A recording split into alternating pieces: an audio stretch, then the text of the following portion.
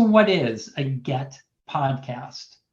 Well, a GET podcast is, as the name suggests, a place where learners can G, gather, E, empower, and two T's, transform together. All of this through a series of insightful podcast discussions with expert leaders from all backgrounds and all industries. On today's inaugural podcast, I am very pleased to be joined by Dr. Saul. Dr. Saul has a doctorate in organization leadership and communications from Northeastern University. Saul describes himself as a transformational leader, and he has been helping business leaders leverage their human capital utilizing sound HR principles for years. Saul has helped organizations with practical solutions for their human resource needs. Saul helps leaders understand how their present beliefs hold for them a potential for advancement or regression. He believes that an essential key to success for any organization is developing emotionally intelligent leaders. Saul provides simple and practical HR solutions to help leaders and team members achieve and sustain positive change in the workplace. So Saul, welcome to today's podcast. I am personally thrilled to have you. Thank you, Tim. What a delight to be part of this process. I'm excited to be part of your podcast, especially being your inaugural guest. What an honor. Yeah, that is such an honor. I'm glad that you're joining today. So the focus of these GET podcasts is all about leadership. Now, you and I both know that leadership is a broad topic. You and I know we could probably spend hours talking about the differing aspects of leadership. But for today's discussion, I do want to start out broad, and then maybe we'll go a little bit more specific. So let's start right there. How would you describe leadership? In other words, what is leadership? Thanks, Tim, for that great question. I know there are experts all around the world who view leadership very differently, but for me, my simple definition for leadership is the ability for an individual to take people from where they currently are to where they need to be, simply put. So inherent in your definition of leadership, there's a couple of things. Leadership involves others, and leadership involves growth. Certainly, without a doubt. Okay. Can you be a leader without others? Yes, you can. Because, Tim, something that I truly believe is for one to be a good leader of others, they have to first be a leader of self. I think leadership starts with self-awareness. Leadership starts with self-determination. Leadership within a person starts with that individual being aware that they have a place in society or in their organization. They have a place to make an impact in the lives of others. They have a place to influence others to get them from where they currently are to where they need to be. And so that person starts with self, preparing themselves to be that person who can accomplish that goal. What I really appreciate about your comment is it implies dignity. It implies the dignity of others, the dignity of a human being, that we're worth something, that there is something in each of us that just by nature of being part of this human race, that there's something inherent in there that we respect, that we honor, and that we really even acknowledge. Yes, I agree. I think that it is a, a question I've heard a lot, Tim, let me put it this way, is can everyone or anyone be a leader? My question is yes, everyone has the God-given potential to be a leader. The difference is some have done a better job of cultivating the skill and the talent of being a leader. Some have done it more than others. Could everyone be a boxing champion? Probably. But some have put in the work. Some have made the commitment to develop the inherent talents in them to get to that place. And so it helps for everyone to be aware that there's leadership capabilities in every one of us. And we have the responsibility to start with being that leader of self. Because, Tim, as we get to discuss further today, one of the things that I want our listeners to be aware of is that a good leader leads by example. And so when an individual has not put themselves in a place where they're aware that people are paying attention to them, then it makes leadership difficult. One aspect of leadership is the individual who has that responsibility being aware that they have to every day choose to lead by example. Okay. So again, a number of words that we could probably spend a great deal of time talking about, different concepts that you have introduced, but you use the word capability, you use the word skill.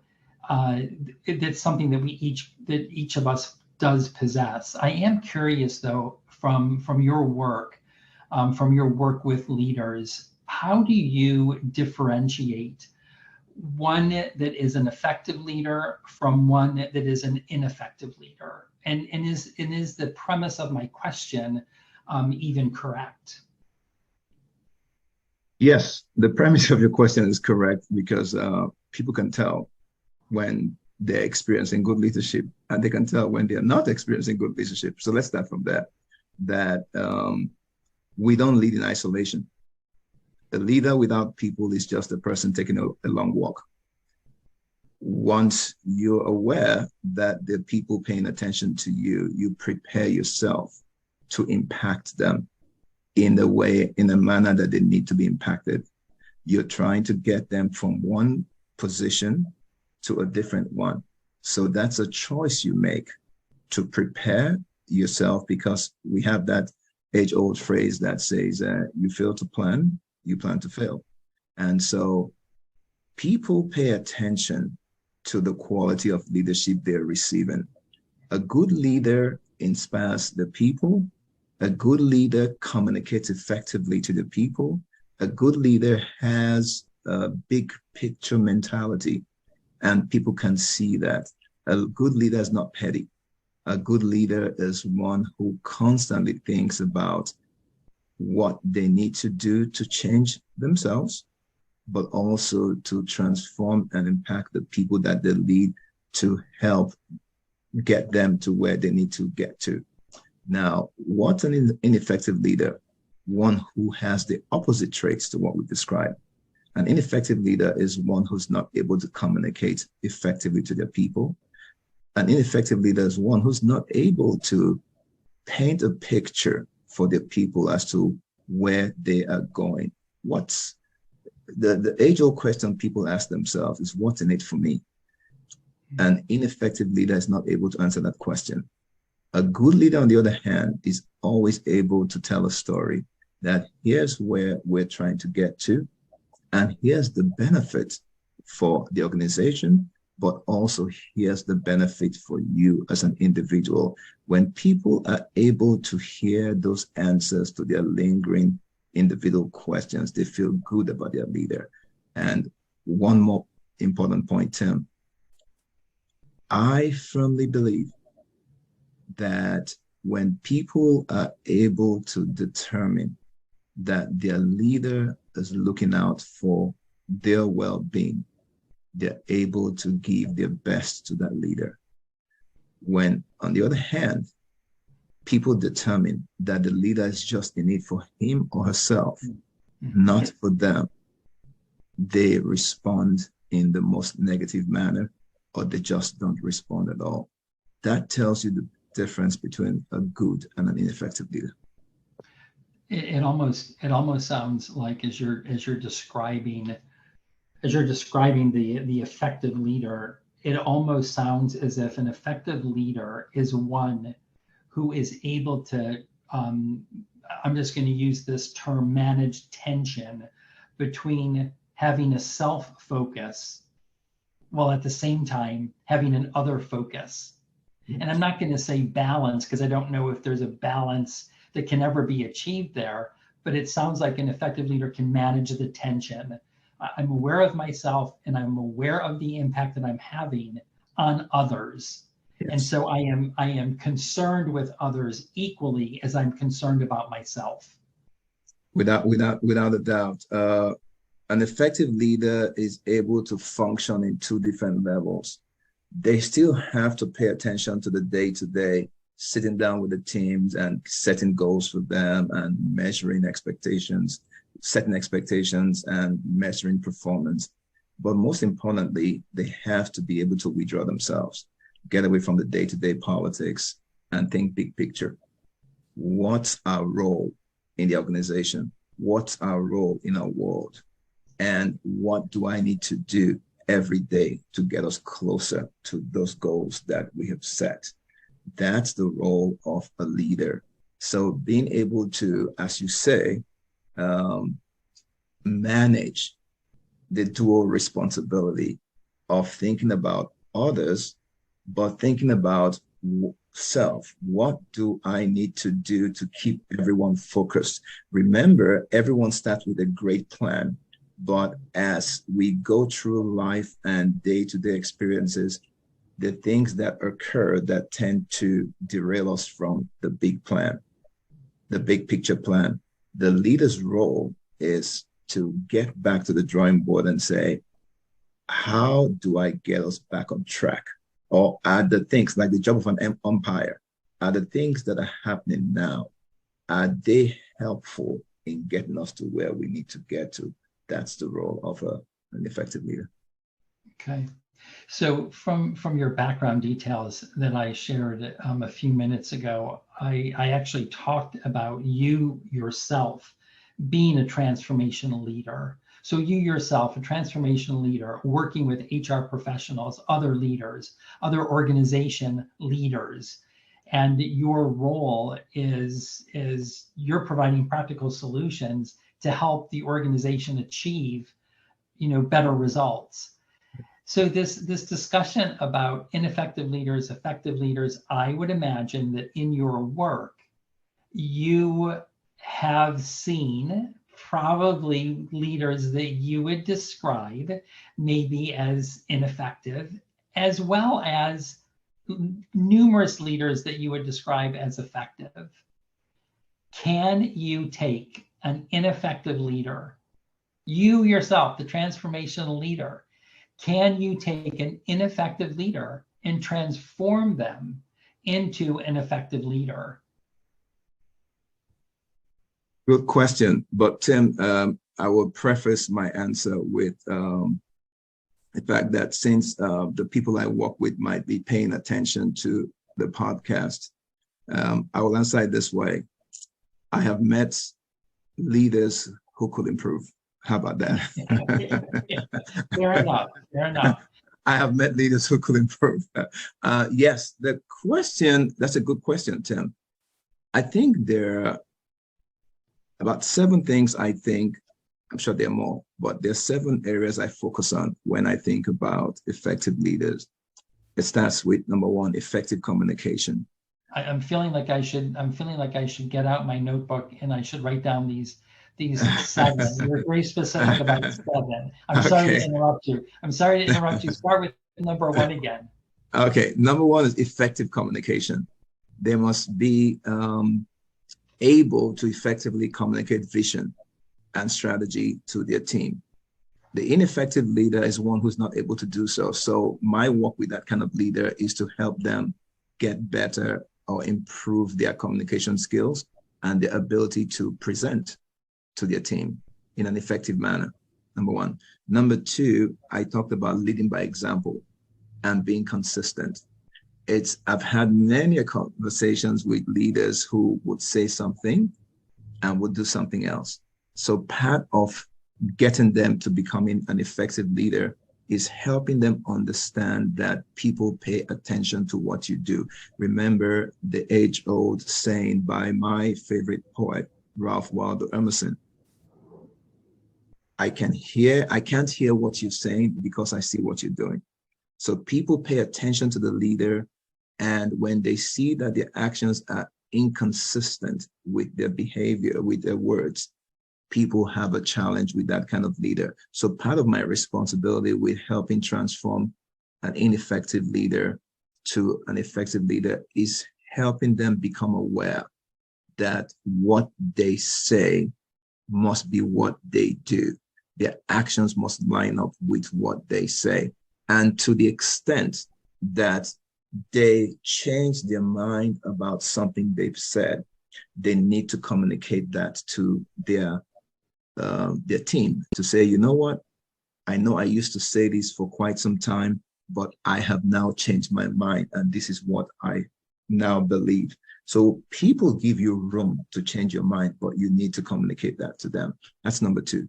Number three, I think it's important that an effective leader is able to share knowledge and expertise. Let people know what you know. Don't be that person who feels I have to keep everything to my chest as if I'm the only owner of knowledge. Let people know that the things that you have learned over time that brought you to where you are happy to share with them. People respect that. An ineffective leader is one who wants to control all the information and never wants to share with people behind them. Number four, an effective leader is one who's able to empower. You're spending a lot of time showing people that you believe in them, and your desire is to help them improve, to become better than where they currently find themselves. Here's one example I have I share with my leaders. I would ask them, when was the last time during your one-on-one that you asked your team member or your direct reports, tell me about your aspirations. Tell me about where you want to go with in your career. Some will say, well, I haven't had that conversation. I say it's essential you do, because you're letting them know that you believe in them and you're here to also support them. Remember what we said earlier? They all want to know what's in it for me. And so when you let them know that you are committed to their own success, they become committed to yours and the organizational success. So here's something that I hear all the time. Dr. Saul, if I ask somebody, what's your career aspiration? Some of them might say to me, they want my job. I then look at the leader and I smile. I said, that's when you smile and you respond to the person, well, my job is not available right now. However, I can help prepare you for such a time as when my job is available. And you will see them lighten up when I say that. Let them know your job is not available, but you have no problem preparing them for such a time when it might be available, or even for a better job or a different one, a different role. And that will make them feel much better about having that conversation. So that's number four. Number five, I talked about having a big picture mindset. An effective leader can't spend all the time embroiled in company politics, because they do exist. You find them everywhere. An effective leader is one who's able to say, okay, guys, I hear what you say. I know who's doing what and who's doing that. However, I want to talk with you from time to time. I want to talk with you about the importance of what we're doing. We may not be solving cancer. We may not be solving world hunger, but we're doing something that makes an impact on our customers. And we have to constantly think about how we can do better and improve what we're doing, our processes, so that we can make our customers happier. Here is how. And that leader needs to be able to articulate that from time to time. Number six, I say inspire and motivate. Constantly, a leader has to be a coach. A leader has to be that person who says, hey guys, I know we failed today, but we can do better. And here's how. A leader has to be the person who says to his or her direct reports, I know you may not have done so well, but I know you can do better. And here's how. A leader needs to have those quotes that make people feel good about themselves. You made a mistake yesterday, but yesterday is gone. We're in today. Here's what we can do to get back on course. A leader has to be that cheerleader who knows how to get people pumped up after they've been deflated. A leader also, here's one practical example I give to the leaders I work with, Tim. Don't be that person who's always consistently providing negative feedback. I say for every one or two negative feedback you offer your direct report, make sure the next couple times you find wonderful, glowing, positive feedback to offer. And then we go back to the age-old phrase, praise publicly, hold accountable privately. When team members have you celebrate them for even the most minute successes that they have, it makes them feel good about you as a leader. That's number 6. And finally, Tim, an effective leader encourages collaboration over competition. I know we live in a world where competition is the name of the game. I have found out that when team members understand that they are part of the same team, sharing the same goal, they are motivated to do better. There are going to be people in any organization who may not perform as well as others. We never want to leave them behind. We want everyone to feel like there's a place for them, and we're all working for a collective bigger goal. So the role of a team, the role of a leader is being able to ensure that their teams are collaborating rather than just competing. Oh, you're on mute, Tim. That's a great list, Saul. I actually said at the beginning that leadership was so broad. And I think when you started with your 7, you said these are your 7. And for our listeners, I'm just going to do a quick recap. Number 1 is all about effectively communicating. Number 2 is leading by example, and that example needs to be consistent. Number 3, leaders share knowledge, share their expertise. Number 4, leaders empower their teams. 5 is leaders possess a big picture mindset. And in number 5, you talked about customers. And I'm assuming that customers probably are internal customers, the people that leaders lead, which also is going to have an impact on any external customer, depending on what the business that's is. Correct. That's correct. Okay. I made that assumption. Number 6 is leaders inspire and motivate. And the specific tool that you talked about was the tool of feedback and coaching, and the importance of feedback being balanced with both the constructive feedback, but with appreciative feedback. Correct. And then the last one that you mentioned, number 7, leaders encourage collaboration over competition. For years, I talked about, when you come to work, at work, we play win-win games, because if you play a win-lose game at work, well, the entire organization loses. I think that's a pretty common understanding. But Saul, these seven, really do help us when we think about what you spoke about earlier. Skill, the leadership skill, the leadership capability.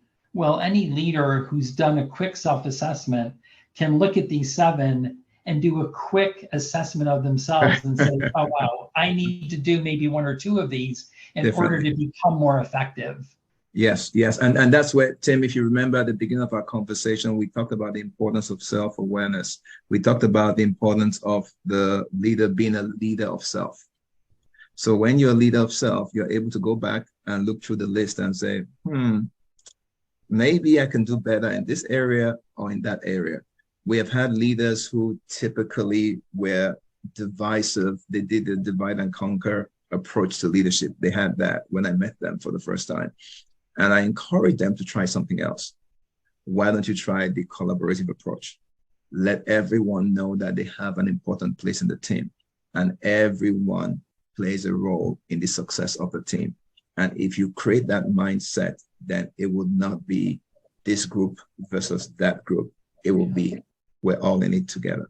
Yeah, that's really great. So your self-awareness that you're speaking about, obviously self-awareness is part of emotional intelligence. And again, if you're a leader in 2023 and you're unaware of this concept of emotional intelligence, there's a lot out there around this topic because it's such an important topic, emotional intelligence.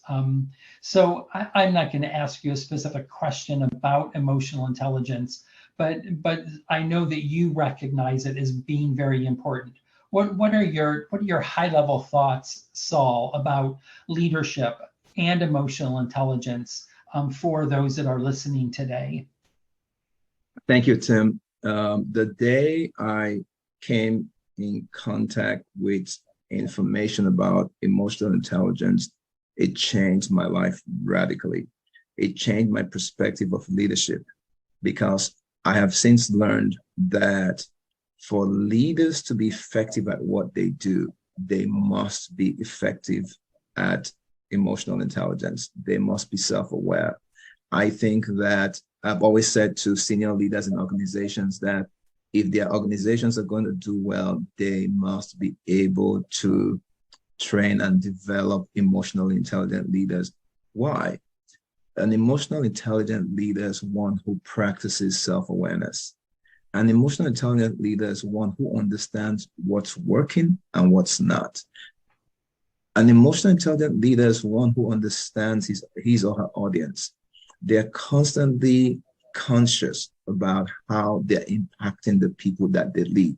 They're not just thinking about the bottom line, they're thinking about the emotional well-being of the people that they lead. And they're able to maximize their positive emotions and minimize their negative emotions. Why is all of this important? Because people spend so much time in the marketplace. They come to work and spend up to 8 to 10 hours every day. They want to feel whole. They want to feel that the person who they are working for, that's their leader, cares about them. And the moment people sense that, team members sense that their leader does not care about them, it reduces their ability to perform at the highest level. So I really believe that emotionally intelligent leaders play a major role in high levels of productivity in any organization. Yeah, that's really great. So obviously it sounds like from what you're saying that there is a direct connection between good leaders, engaged teams, where team members care and they're motivated. And so that leads to high productivity and a culture where they can be motivated, which leads to higher profits, depending on Without, the without, nature of business. yeah, without a doubt. And if I could chime in here, I was thinking about this during COVID, Tim. I recall a family member had just had a baby out of state. And I said to my leader, at the time, I need to go away out of town for a few days, just go catch up with family. I hadn't seen in a while. And they said, please go ahead. I did. I came back to work. And the first day I was back at work, I was to have a one-on-one with my leader. And at the time, the way our meetings went was I drove the agenda for the one-on-one since I was the direct report. And I had a list of items that we had to catch up on. So once we started the meeting, I said, hey, leader, good to see you. Thanks for affording me the time to get away. There's so much on the agenda we need to catch up on. As you have a copy of it, I'll start from number one. And I said, number one, what have I had on it? And I remember my leader stopped me and said, so you got number one wrong. I looked at my document. I wrote the agenda. So I'm looking at the document. I was certain that I had it right. I said, oh, no, this is what I have. Maybe I made a mistake on the one I sent to you. And my leader said, no, Saul, you did get number one wrong. At that point, not to tell your leader that they were wrong, I said, oh, what did I miss? And my leader looked at me in the camera and said, so number one is, how was your trip? How was your family? I was like, wow. Tim, you can imagine what that did to me. Just having my leader say, Yeah. I know there's a lot to catch up on, but Yeah. this is what's most important to me. Think about how it made me respond to that leader or to the work I had to do with that leader. That's the Yeah. place of intelligence. Yeah. So many words spoken in that interaction. That's a great story. A great story. Thank you for sharing that. So Saul, it seems like this is a pretty obvious thing that we're seeing today. But in today's business climate, organizations that are going to thrive are organizations where leadership is a priority, Yes. where hiring leaders, growing and develop leaders, creating cultures where leaders can succeed. Like that is the priority today. Without a doubt. Yeah, without a doubt. What additional thoughts do you have about that? I just feel that in time past, the paradigm that we had just did not work. We have to have a paradigm shift. The ideas that leaders had was, let's just get highly performing associates and they'll get the job done. Let's not get ourselves involved in the mushy stuff of emotions. The truth of the matter is that the people who work for you have emotions and they come to work with those emotions. The ability of a leader to recognize that and to take the time to acknowledge and address it in a business-friendly manner will determine how effective they are in leading those teams to become the highest performing teams. If team members, again, believe you're looking out for them, you care about the baby that's sick at home, you care about the fact that they have to take kids to school before they come to work, and you're able to make reasonable adjustments for them, you are acknowledging their humanity. And once they feel, Tim, that their leaders acknowledge who they are, they care about their humanity, in return, people give up their best. And so we're going to have to raise leaders, hire leaders, or develop leaders to have that mindset. Yeah. Yeah. Dr. Saul, I'm looking at this list of 7 again.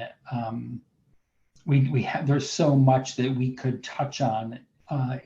Each of them could be their own individual podcast. I would love to talk more with you about collaboration in today's environment and today's cultures, our organization cultures, where a diversity of thought and where leaders are trying to create inclusive environments where all voices can be heard, where we're paying attention and we're allies to those that don't feel like they have a voice.